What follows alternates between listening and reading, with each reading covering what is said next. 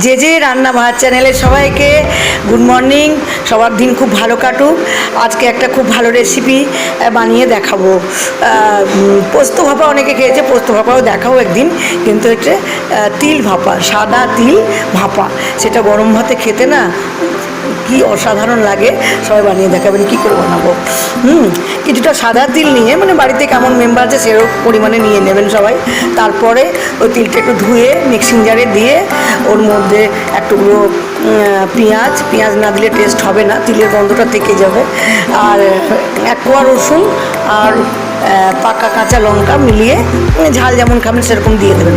তারপর ওটা ভালো করে মিহি করে বেটে নিয়ে এবার গ্যাসের মধ্যে কড়াই বসিয়ে কড়াইতে ওই বাটনাটা ঢেলে দেবেন। বাটনাটা ঢেলে দেওয়ার পর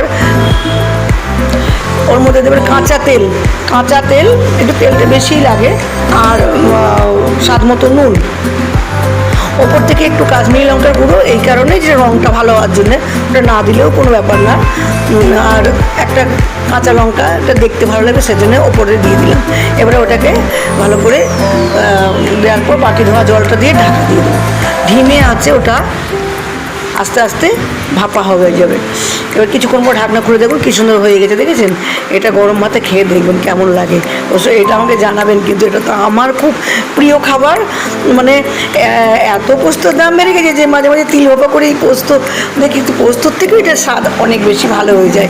এবার ওপর থেকে কিন্তু অবশ্যই একটু কাঁচা তেল ছড়িয়ে দেবেন, তো দারুণ লাগবে খেতে।